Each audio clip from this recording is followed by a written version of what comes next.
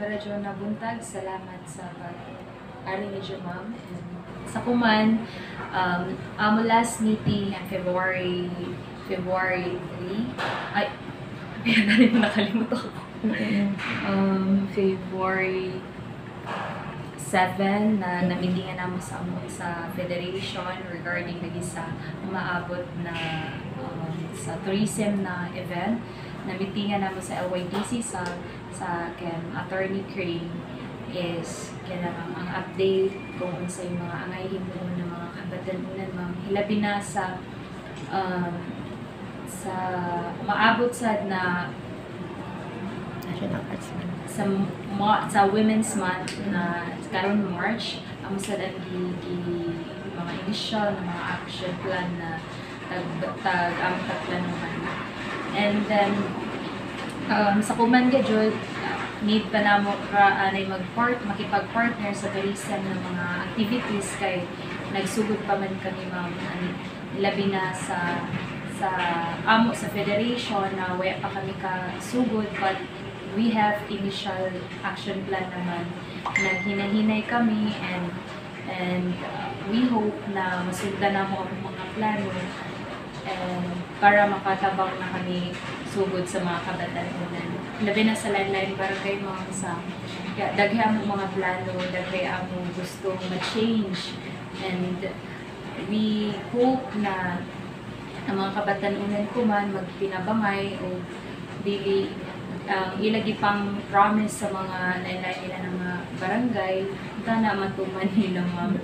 Labi na sa mga kabatanunan na need nila ng guide sa ang ako advocacy is education. So sa inana napaagi need magud karadyo kuman ng mga youth na join like counseling, pinakadako na tabang dyan sa mga kabatanunan, and kanang i-focus ang mga waya naka-experience na kuan ini nakapag-eskwela. So bisan ginagmay na nga pa maagi makatabang kami, ma'am. And sa umaabot sa IJ said pag-una activities na gi-implement ang Red Cross karon February 26 to 28, I encourage sa mga SK chairman sa lain-lain barangay na participate kay dako ini na help sa mga kabatanunan, labi na about ini sa mga symposium and maka-help ini sa kinang awareness sa mental health kay labi na kuman very alarming ang mga suicide.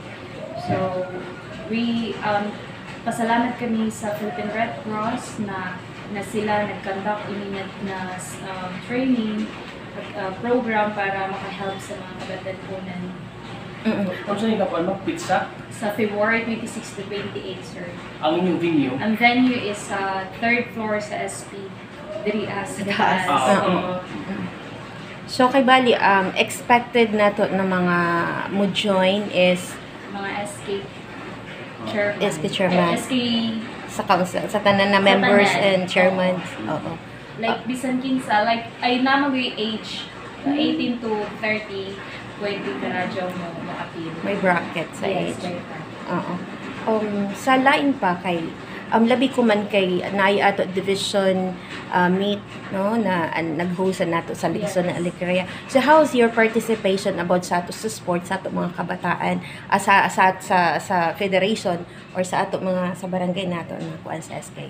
Actually, daghan. I join mga teachers na nag-approach sa ako na gusto nila lagi sponsor. Normal, pero dili man ako tanan ma-shoulder. Pero kaning kamutan ako bisan mga ginagmay ra siguro na paghatag ng suporta sa mga athletes. Financial, yes. Daghan mga teachers.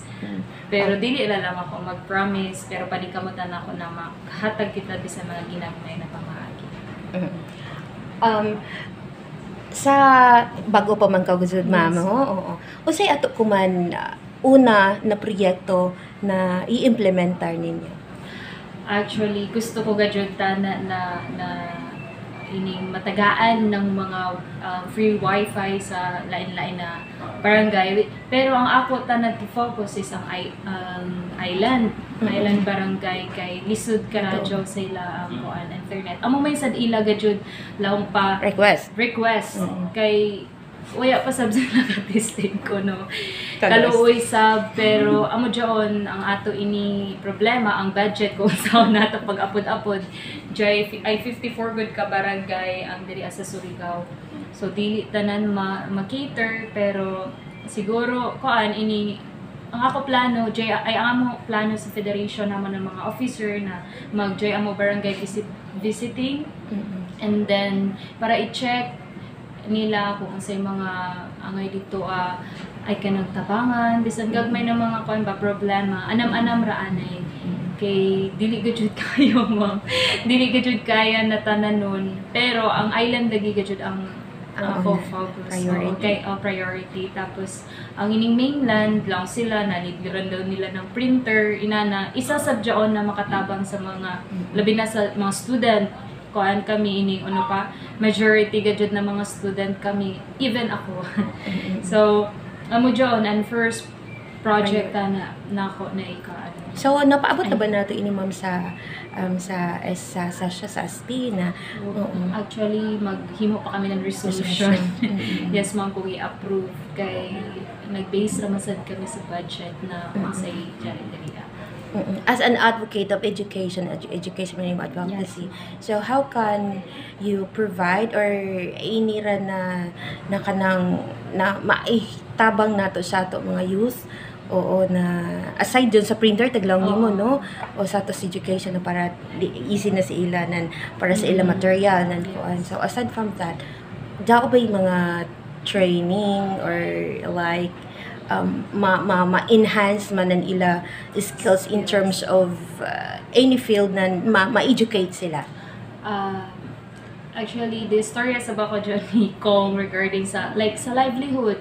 Like, ang mga waya nagswela ng mga youth need nila para magawas nilang kung ano yung skills bitaw magamit nila like amo lagi dyan matapa ko sa di wait, nasa dalaw ni Kong na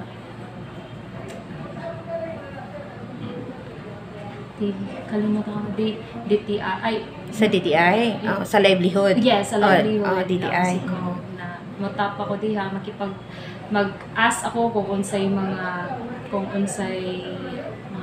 program nila na maka-help sa mga kabatanunan na pwede kami mo ask sa ila ng help ba para mag-guide sa mga kabatanunan may mga entrepreneur sa business gadget timo dyan. Yes, ma'am. Kaya para ang mga kabatanunan, dili ang i-change nila ang mindset nila ba na dili puro paduwa ra, dili puro mga pageant. So through inana siguro na pamaagi makatabang kita sa iban mga kabatanunan, ma'am. Sa atong mental health, wala tayong mga nakalatid or nakanay mga programa para sa mga kabatanunan. Sa mental health, sir, nakipag-partner pag ito ako ng mga agency. Pero I hope nang ako sa federation, kay gikuan man ako sila ng line nila ng mga committee na base sa diha, pwede na mo makaplano kami kung unsay amo makahanap kami ng speaker na magtudlo sa mga kabatanunan about dyan sa mental health. Parang kita magdunay mga kabatanunan pas anak karon kay kining kuan man sno kining mga suicide lagi. So kung nado na sila yung mga mental problems, pwede sila makaduhol ang mga kabatanunan sa inyong opisina. Sure, pwede ka radyo para ako sila i-assist kung unsa na agency ang maka-help sa ija. Kay kuyang naman gajud kita sir ng counseling.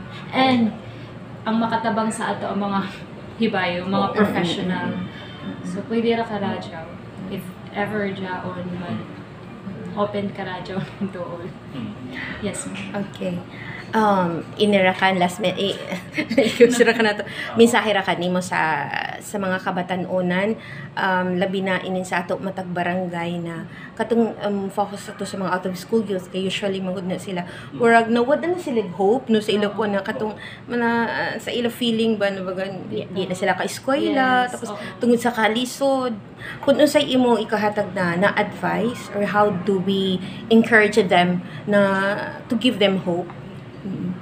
Sa mga kabatan-unan, nakita sab na ako gadjud na amura winiga na like bisan tungod lagi sab sa lack of financial pero dili John reason para mo stop ka sa imo laong ka ambition kay mientras buhi pa kita jay gadjud mga chance naay pamaagi pa lain pamaagi pwede mo dool like sa diri sa city John open man ka radyo labi na si Mayor jay ija programa na scholarship pwede ka radyo mo approach and sa mga kabatan-unan diha sa Limelight Barangay jaw may sab siguro ilang mga kinang mahitabang bisan mga gagmay sa mga John why out of school youth pwede ka radyo ka mumuduol and dili kita amura lang na mawayaan ng hope na wayaan na dili and naman siguro ini amura magminyo ra ka nako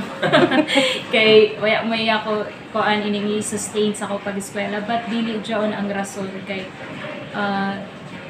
wayay rason na mo stop ka because kuan ini dili magud si valid reason na mo stop ka kay tungod way kwarta basta kung gusto ba jud nimo imo gud jud choice gud na nimo Keep on dreaming. yes choice gud na nimo daghay lain pa maagi Okay.